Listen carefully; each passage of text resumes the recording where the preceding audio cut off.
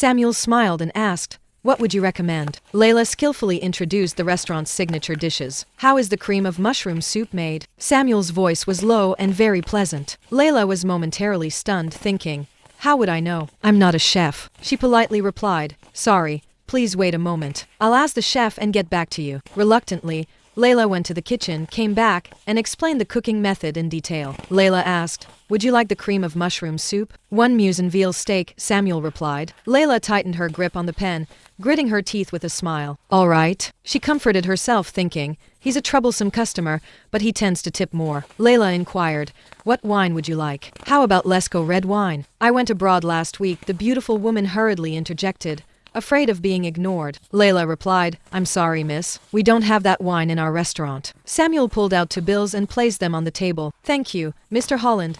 Layla took the tip and spent half an hour running around, finally managing to buy the wine. She returned, sweating and holding the wine, only to see him elegantly swirling a wine glass, a slight smile on his lips. He remarked, "198 to Lafite is not bad either." Layla was speechless and wanted to throw the wine at his face. He was clearly messing with her. Layla said, "Mr. Holland, I got this wine as you requested. If you don't want to drink it, you can take it with you, but you still have to pay for it. Shall I pack it for you?" Samuel refused. "I don't need this bottle." Layla glared at him and remarked, "You asked me to get it. We didn't have this wine in the restaurant." Samuel retorted, "I asked you to find another wine, not necessarily this one." Clearly, he was being unreasonable. Layla clenched her fists, reminding herself, "Hitting a customer would land me in jail." Layla said, "So, Mr. Holland, are you trying to skip out on the bill?" "I'll call the police." He answered, "Go ahead. I'd like to see how the police handle a restaurant forcing a customer to buy something." Layla gritted her teeth and remarked, "Enjoy your meal. Hope you choke on it," Layla thought. The beautiful woman forced a smile and asked, "Mr. Holland,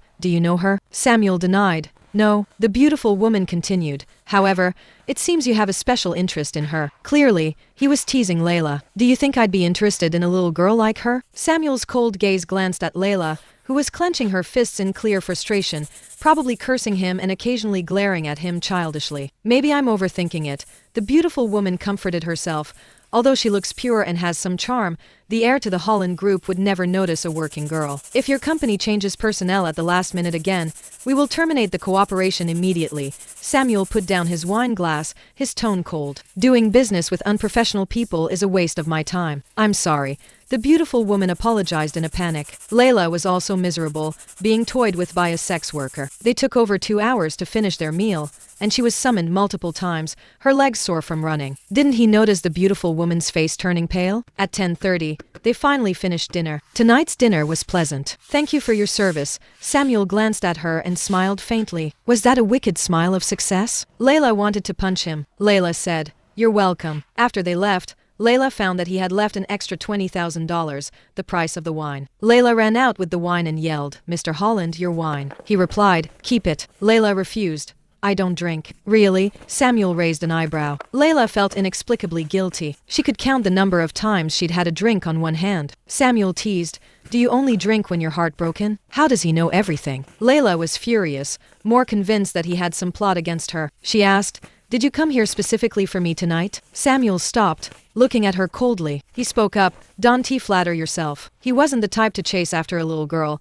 though seeing her here was a bit of a surprise. Otherwise, he would have turned to leave when he entered. Layla clenched her fists and said, "Then, I sincerely hope this is the last time we meet." With that, Layla returned to the restaurant with the wine. Half an hour later, the restaurant closed. "Damn, I'm going to miss the bus." Layla checked the time and ran towards the bus stop. A white Bentley followed her. In the back seat, the stern Samuel watched her with a light smile. She ran pretty fast like a bunny. Why is he back again? Didn't I say it was the last time we would meet? Layla didn't want to deal with him and tried to speed up, but a wave of nausea hit her, and she stopped to retch. Layla's face turned pale. She wondered, could I be pregnant? She comforted herself, thinking, I had taken the pill. It couldn't be that unlucky. "Are you not feeling well?" Samuel's hand just touched her shoulder, and Layla quickly moved aside. She said, "Don't touch me." "Are you feeling nauseous? Are you pregnant?" His question made Layla even more flustered. "I'm kidding. Morning sickness doesn't happen that fast. However, if you are pregnant, then have the baby," Samuel said firmly. "No way. I won't have your child." "Forget about it.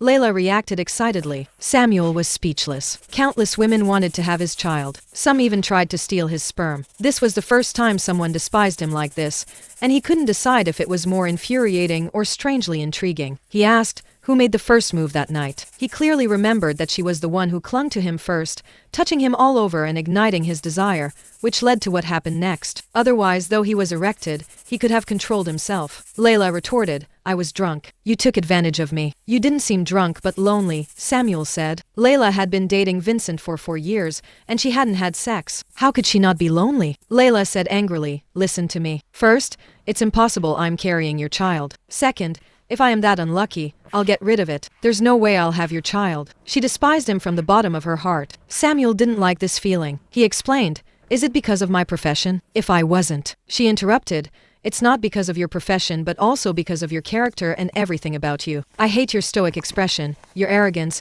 your self-importance. Samuel asked, then who do you like? Is it Vincent or that guy who tried to win your favor just now? She thought, what guy? Was he talking about George, my coworker? George took care of her, so she gave him the drink. Samuel wasn't a good person, so he tended to see flaws in others as well. What's it to you? You annoying jerk. Layla was frustrated that she couldn't curse better. Samuel said, I'll take you back to school. She refused, no need. Between you and me, you're never the one making decisions. As soon as Samuel finished his domineering words, he picked her up. Layla was stuffed into the car, her face looking terrible the whole way. Give it up, she suddenly spoke halfway. What do you mean? Samuel, who was resting with his eyes closed, opened his sharp, cold eyes. Give it up. I won't be a prostitute, Layla said firmly, emphasizing it again.